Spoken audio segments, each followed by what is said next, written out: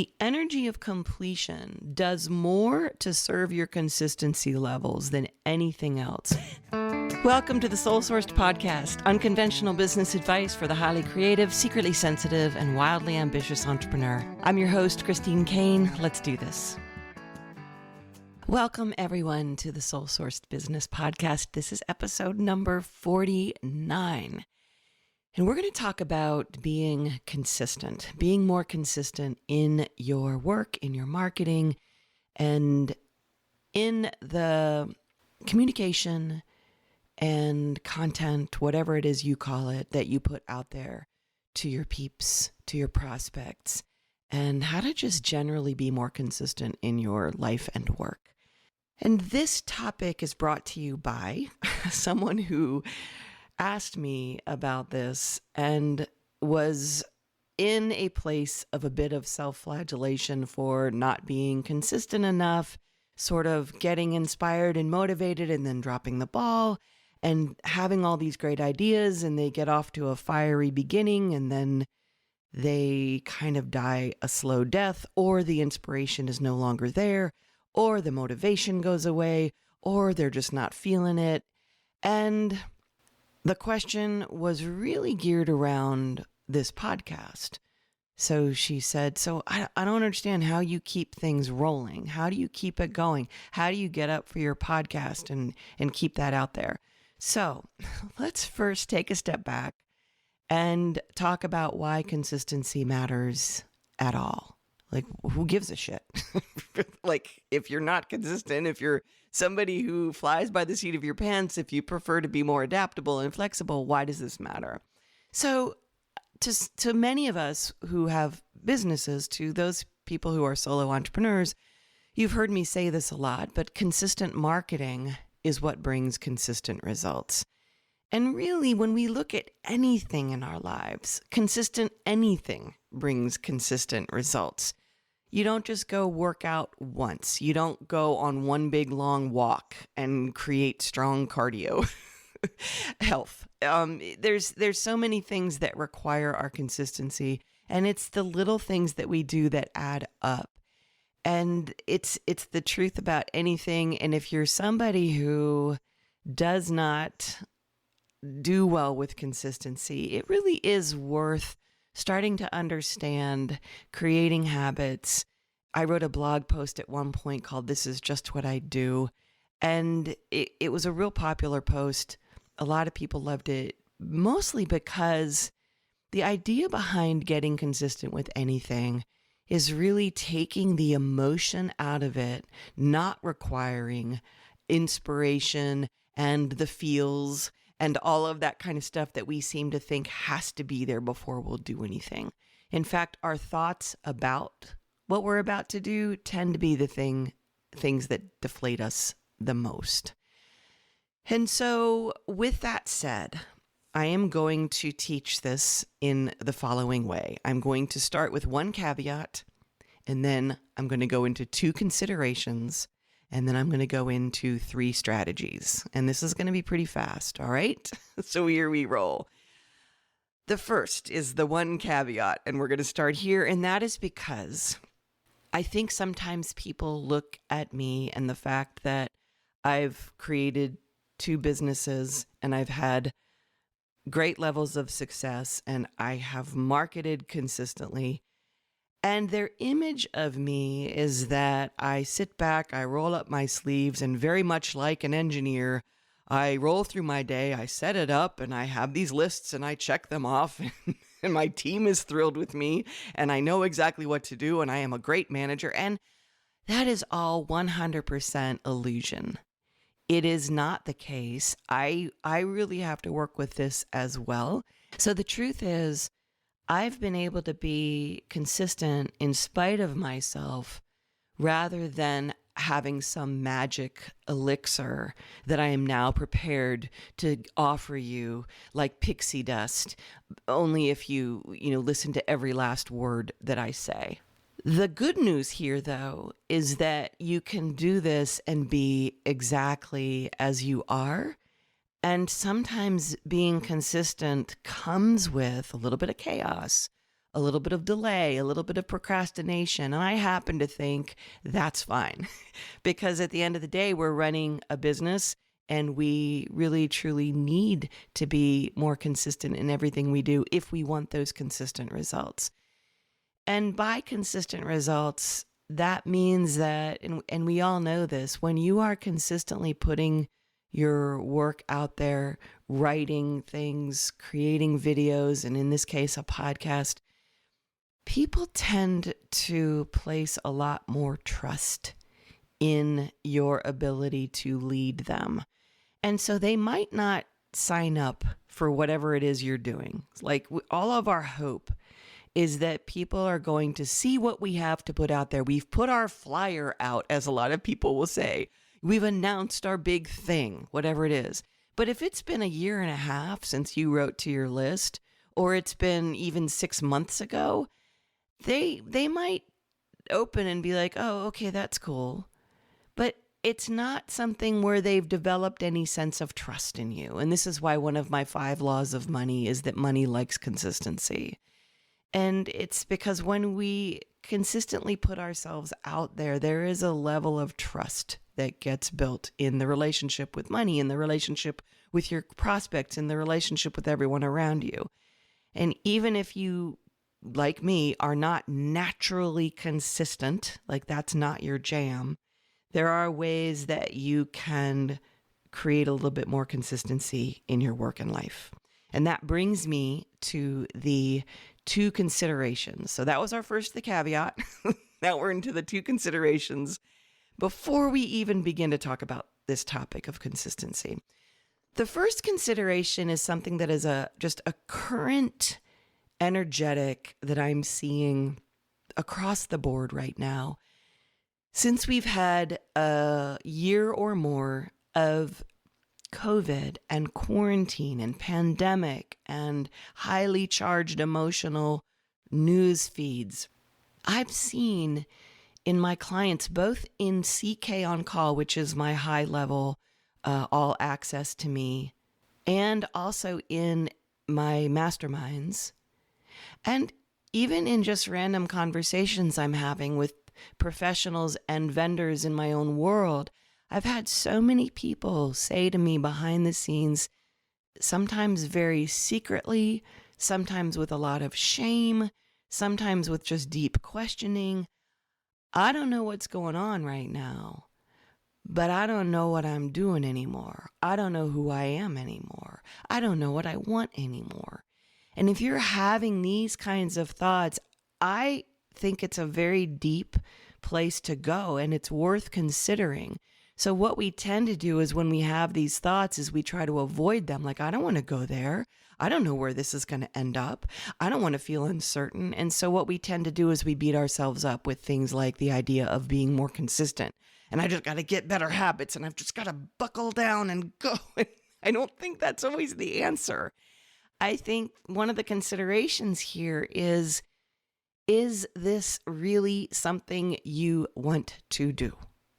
And I think that's a fine consideration. And in fact, I think if you're willing to go there, what you might find is that what opens up is deeper than what your brain tells you you should be doing.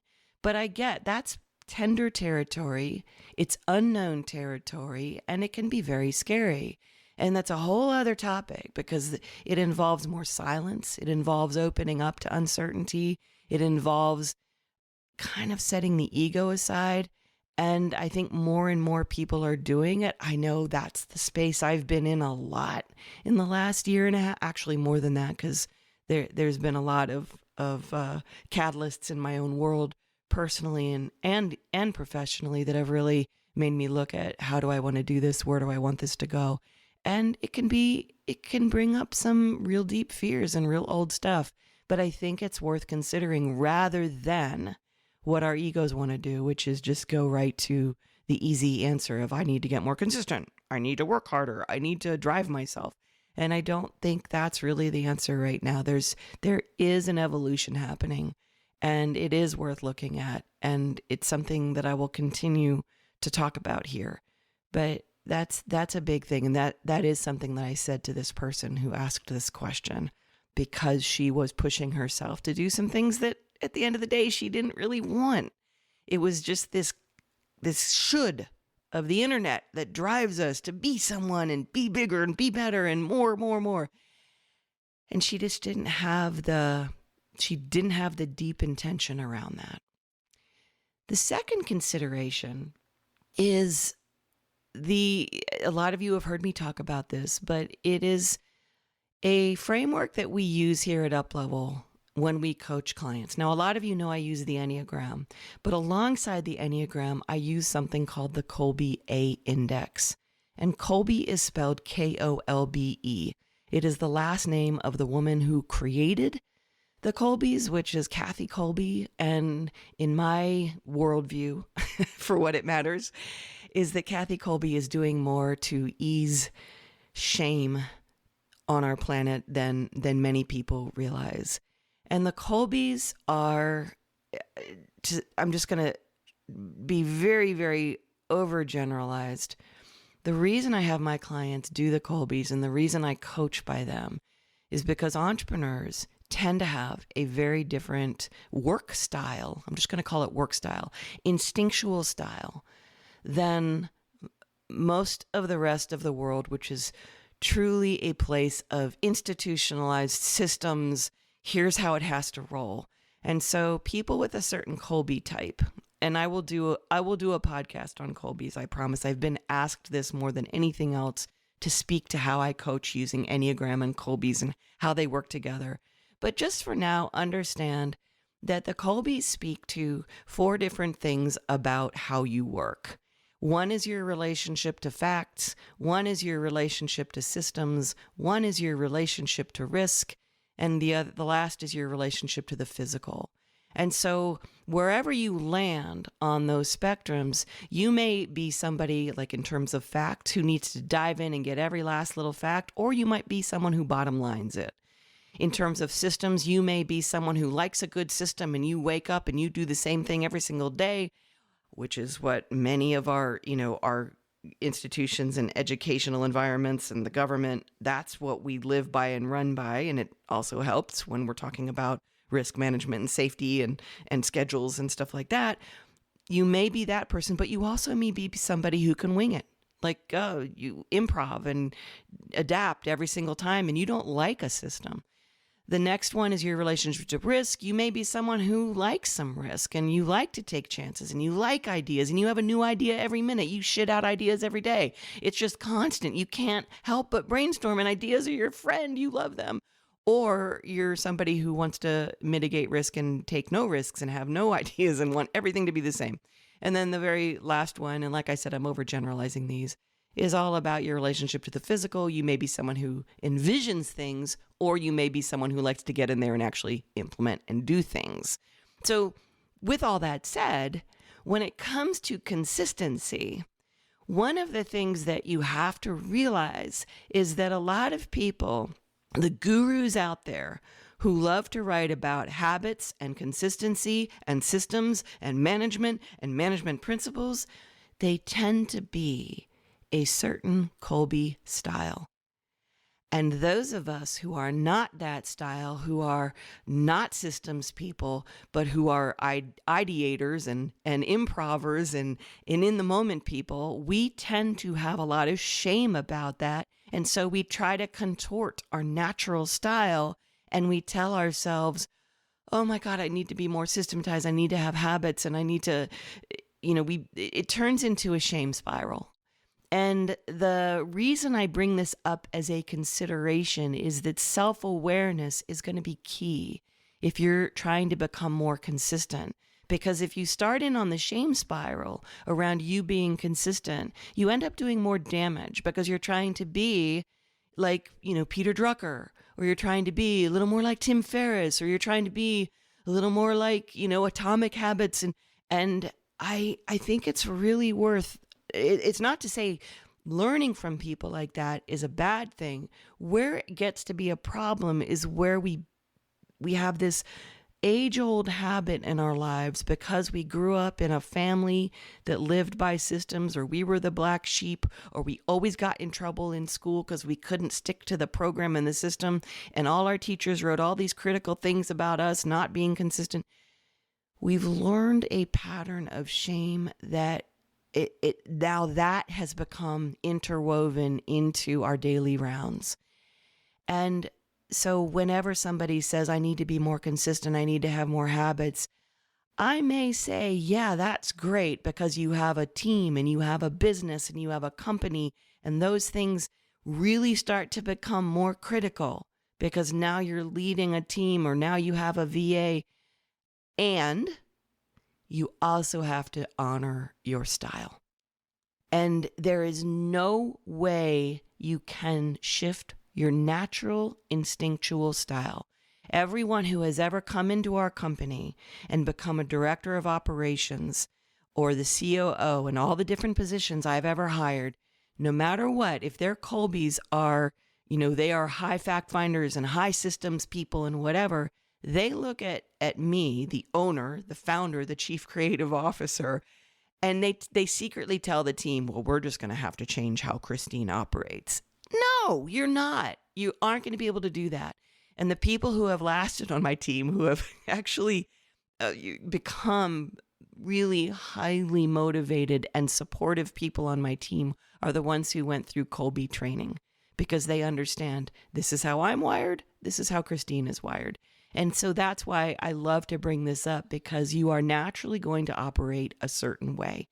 And for some of us, being consistent and having habits and doing systems is something that can be really, really hard. It can serve us, and we love structures, but we're going to have to know that a lot of our path, a lot of our trajectory is going to be getting back into alignment once we've gotten off track, and doing it gently more than it is about becoming this engineer, automaton, robotic kind of person that we've always been told we should be.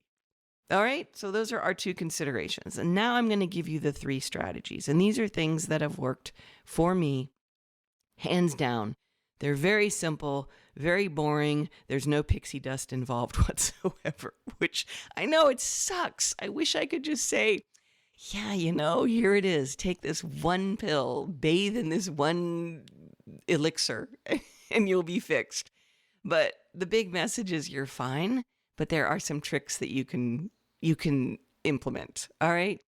The first thing that I know always keeps me, when someone says, how do you keep your podcast going? How do you not just collapse? Well, I've made a public commitment. This comes out every Sunday.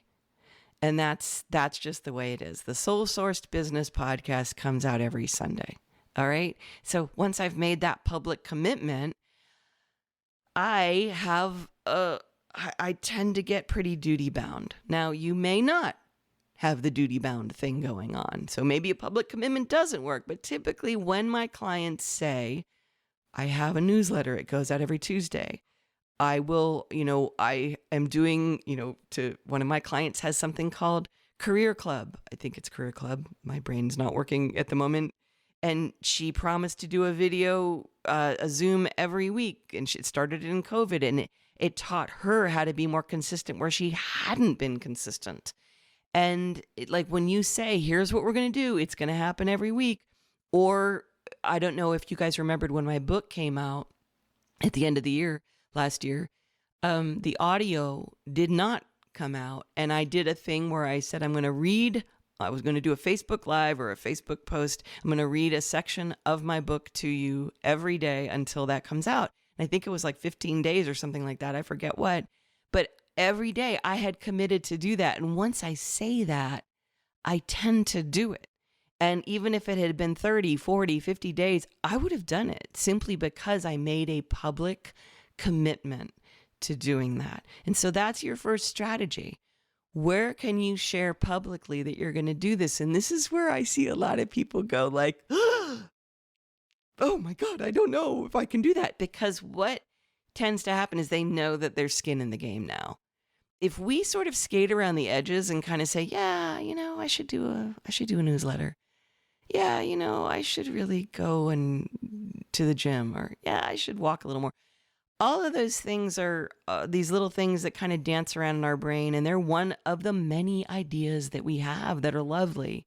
But we also know that once we put a stake in the ground and we say, this is what I'm going to do, we're going to show up. And that's what really tests us. And I will say from my experience that it's not easy.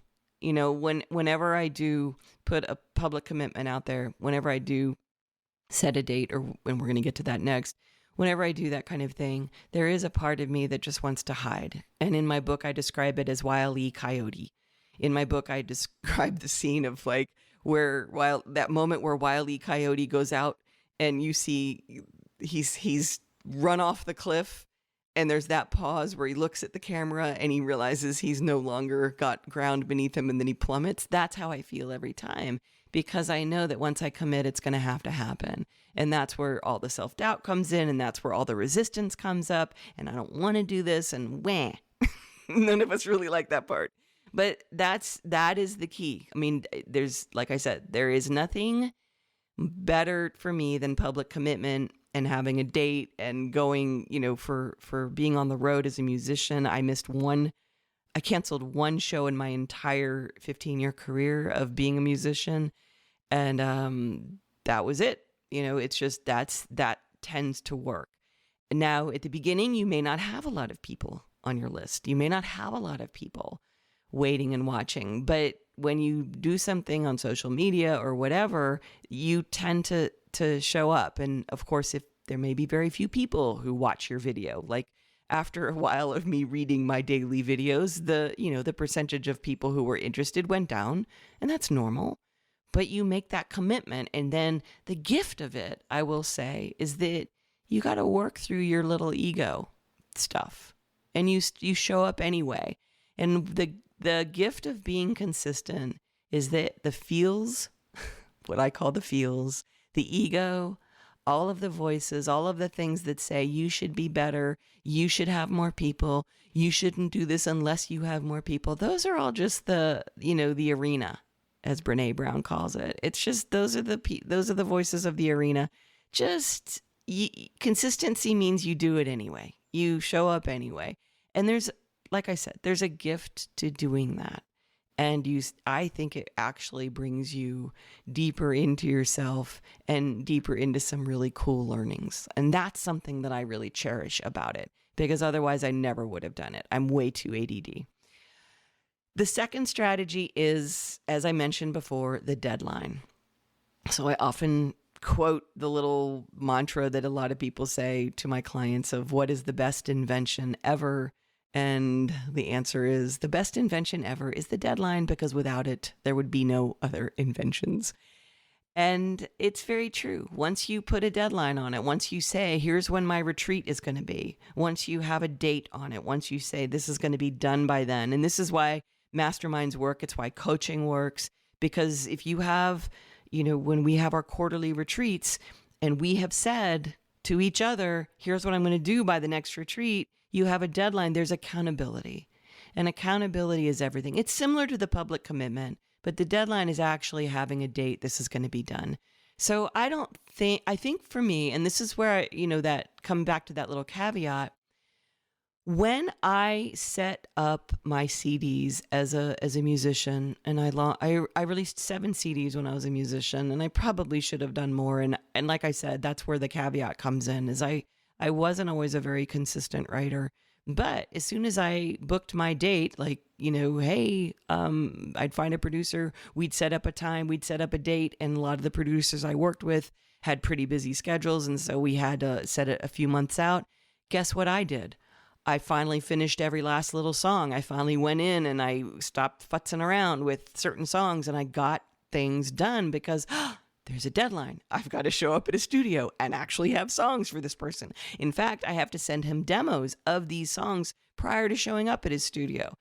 If I have a deadline and I know the team is waiting on me, then I will have it done. Again, it's just the pressure of somebody waiting on you, somebody knowing this is going to happen, somebody paying you to do this thing. Somebody, whatever it might be, a client. You don't blow off your clients, do you? No. So you want to treat your commitments in that same way as if there's a client on the other end waiting for you.